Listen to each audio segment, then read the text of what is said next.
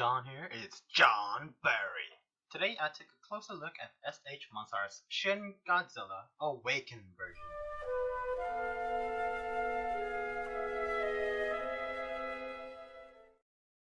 Box. Here is the front, and I really like this cover. It looks totally sweet. Anyway, moving on to the right side, the back side, the left side, the top, and the bottom.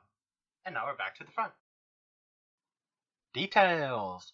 This figure is basically the same as the original release, so I won't go over all the details. If you want to see more, you can check out the review for the original figure. But this one is still beautiful. The sculpt is just splendid.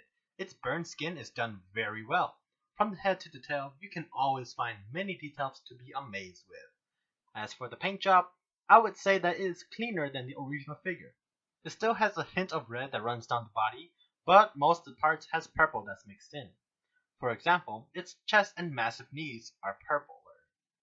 However, this figure still suffers from the same problem as the original, which is that the red and the purple here is not bright enough to capture that glowing look in the movie. Moving on to its head, it has the same head sculpt, but for some reason, the lip and lower jaw is transparent. I know, it's to capture that glowing effect, but it's just kinda weird. Nevertheless, it has a great sculpt and paint job. If you open its mouth, you will see that the purple this time, and it is transparent as well. Its messed up teeth and skin is painted very cleanly. And here to the body. To be honest, I really like the chest design. It's just so monstrous and it captures the image of a suffering monster. Look at all these scars and the exposed ribcage. Also, it is just so different from all the other Godzilla designs when it comes to the chest. But, like what I said, I just wish that the glowing lines could be brighter. Check out these dorsal fins. It is made of an astonishing purple transparent plastic, and I like it. The sculpt is kinda gone because, it's transparent, but it's still sharp as always.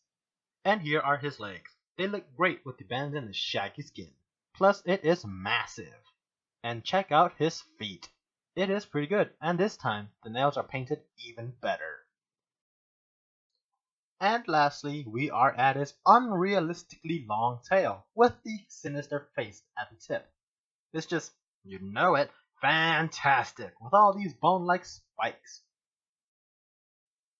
Now, let's take a look at the ugly face tail thingy, and it's just so awesome, and at the same time, crazy looking. And it's transparent as well. Accessories. Godzilla comes with a fairly good amount of stuff. He has two pieces for the head to replicate the slit jaw scene. It looks hella sick. If you take a closer look at its eyes here, they are covered by eye coverings just like how some lizards blink. And there are two atomic beam effects.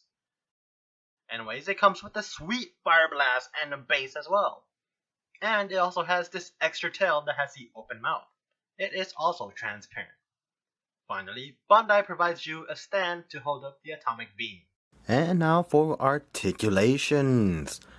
This version of Godzilla basically has the same articulation as the other one. So, first off, the head can look down, look up. You can twist from side to side like that. The mouth, as you can see, can be opened and closed. Of course, the top piece of the head can also be lifted, but that also makes the mouth fall really easily, so don't worry about it. The arms. You can twist it down like that and up like this. It can go a full 360, however, I don't want to risk ruining the paint.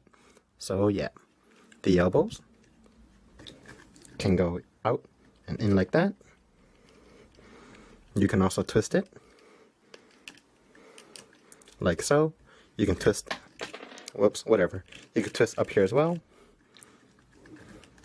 The wrist can also be twisted. It can also move a slight bit like that. You can move them up and down like that as well.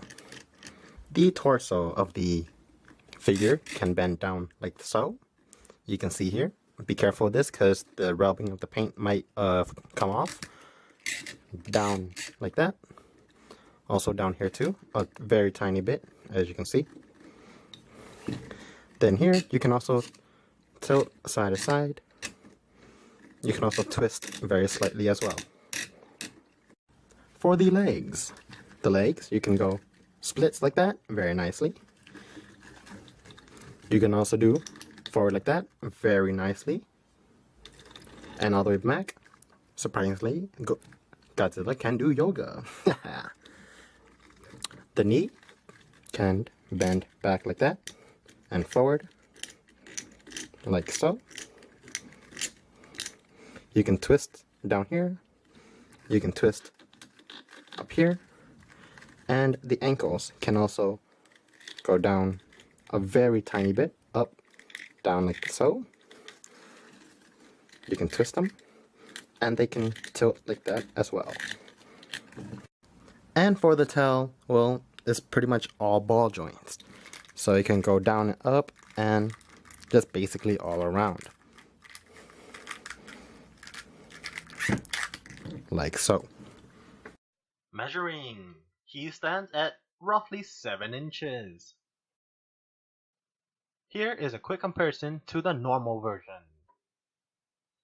And here to Form 1. And here to Form 2. And here to Godzilla 1954. And finally to my childhood hero, Kamen Rider Zio. And now for my final thoughts. Alright. This figure is just simply nice to look at. If you shine this figure with a light, the metallic purple paint will pop out.